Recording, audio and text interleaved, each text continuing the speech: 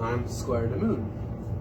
And I'd figure since I'm on quarantine, one of the last things I saw about RAG, well, I don't really check on the Facebook page as much, but one of the last things I saw was how many headshots there were and how bad they were at RAG.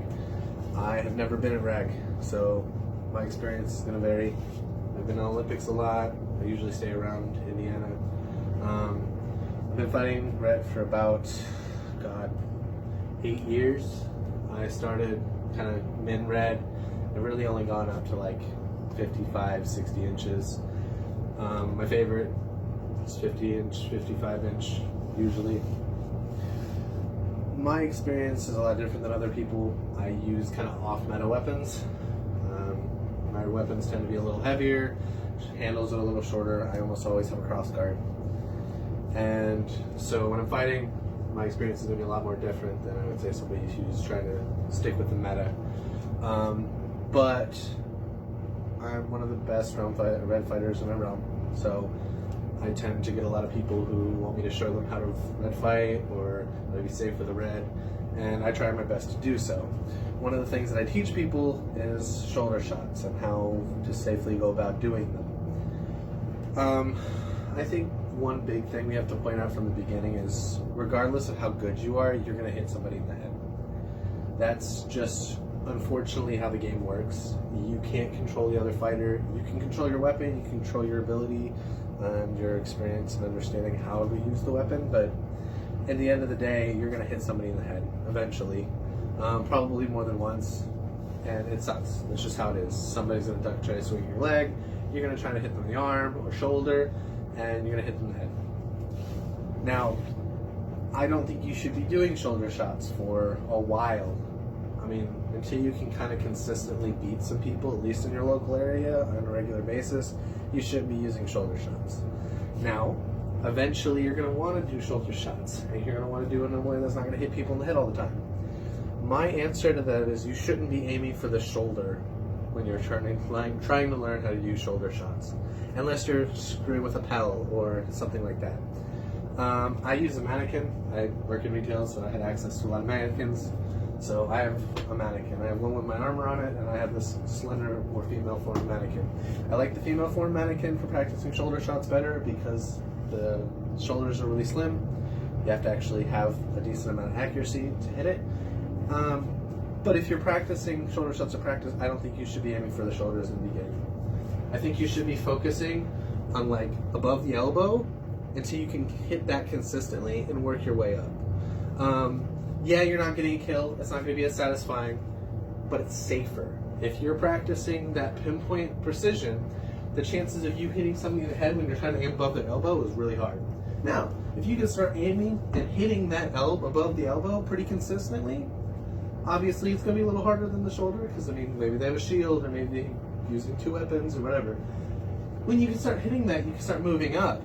And as you increase, going up towards the shoulder and towards the head, the risk of hitting someone in the head is higher. But once you practice that precision, you can kind of move on a kind of a more upward path of accuracy. So eventually, you're going to get up to here. You don't want to be swinging straight in. You kind of want to swing at an angle to where if you miss, it's still going to go down. You're still going to put that force down. You don't want to come in up or high up like this. You want to come in down.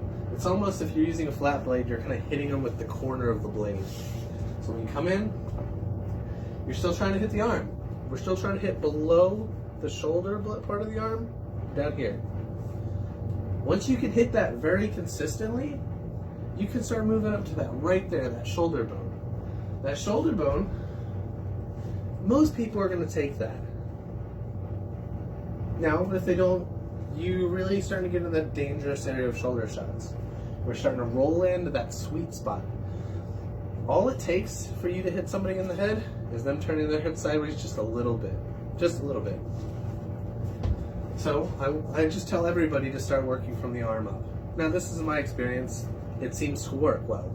Once they start nailing that consistent shot on the arm and they move their way up, they've probably thrown hundreds of shots and they're thinking in the mindset that they're aiming for the shoulder. They're already thinking that. before they've even started aiming for shoulder shots. So when they start getting up there, they're realizing, all right, this is what I need to do. I'm throwing that shoulder shot. And by the time they get used to it, their muscle memory is already kicking in that they need to swing down from that angle. So they come in at an angle and they chop down. What that does is that gets them in the angle to go for that shoulder, but it forces them down instead of up to the side where they're going to hit the person in the head. I have just found that works well.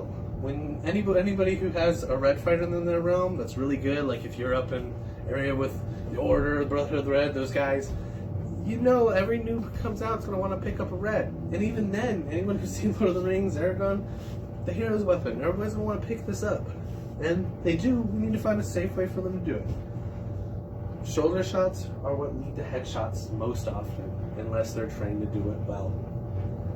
In my experience, that's how I do it. I start them here, work their way up, making sure they're focused on that's come in and strike down. So you're not coming up and hitting them in the head, you're not swinging high, you're coming in at an angle and then chopping down, trying to hit with the corner of the weapon.